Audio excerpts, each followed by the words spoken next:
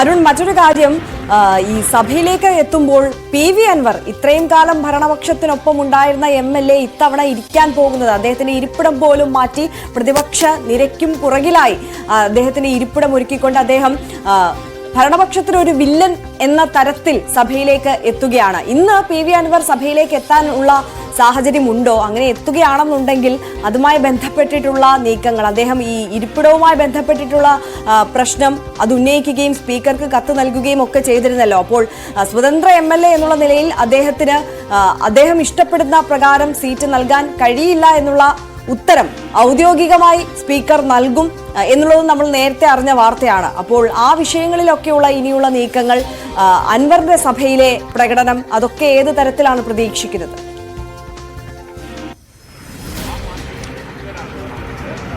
Arya, PV. Anwar ഇന്ന് സഭയിൽ എത്തില്ല എന്നാണ് നമുക്ക് ലഭിക്കുന്ന വിവരം. അദ്ദേഹം നാളെ സഭയിൽ എത്തും.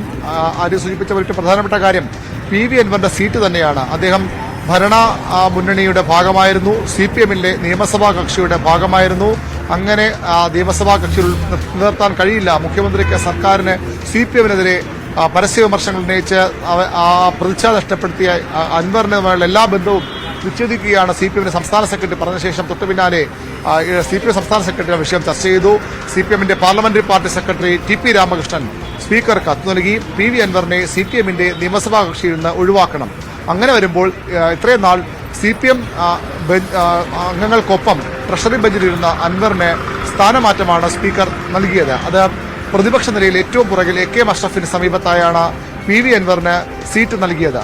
എന്നാൽ തന്നെ അങ്ങനെ പ്രതിപക്ഷ നിലയിലേക്ക് മാറ്റാൻ ശ്രമിക്കേണ്ട, താൻ പ്രതിപക്ഷ MLA അല്ല എന്ന നിലപാടെടുത്തുകൊണ്ട് അൻവർ സ്പീക്കർക്ക് കത്ത് നൽകി. തനിക്ക് ആ സീറ്റ് പോരാ എന്ന് അദ്ദേഹം ആവശ്യപ്പെട്ടു. പക്ഷേ നിയമസഭയിലെ ചട്ടമനുസരിച്ച്, നിയമസഭാ നടപടിക്രമമനുസരിച്ച് ഒരു സ്വതന്ത്ര MLA-ക്ക് ഏത് സീറ്റ് നൽകണമെന്ന് തീരുമാനിക്കേണ്ടത് സ്പീക്കറാണ്, അല്ലെങ്കിൽ സ്പീക്കറുടെ നിയമസഭാ സെക്രട്ടേറിയറ്റ് ആണ്. അവിടെ ഈ സീറ്റ് തന്നെ വേണം എന്ന് ആവശ്യപ്പെടാൻ സ്വതന്ത്ര MLA-ക്ക് കഴിയില്ല. അക്കാര്യം അറിയിച്ചുകൊണ്ട് അൻവർക്ക് ഇന്ന് സ്പീക്കർ കത്ത് നൽകും. അതോടുകൂടി ആ വിഷയത്തിൽ അൻവറിന്റെ എല്ലാ വഴിയും അടയും. മറ്റൊന്ന്, പിന്നീട് അൻവറിന് സഭയ്ക്കുള്ളിൽ പ്രതിഷേധിക്കാം. അദ്ദേഹം പറഞ്ഞതുപോലെ നിരത്തിരിക്കും, മദ്യത്തിരിക്കും എന്നൊക്കെ പറഞ്ഞതുപോലെ പ്രതിഷേധിക്കാമെന്നതിനപ്പുറത്തേക്ക് അൻവറിന്റെ സീറ്റ് കാര്യത്തിൽ ഒരു വിട്ടുവീഴ്ചയും നിയമസഭാ സെക്രട്ടറി തന്നെ ചെയ്യാൻ കഴിയില്ല. അതിന്റെ ചട്ടപ്രകാരവും അതിന് കഴിയില്ല.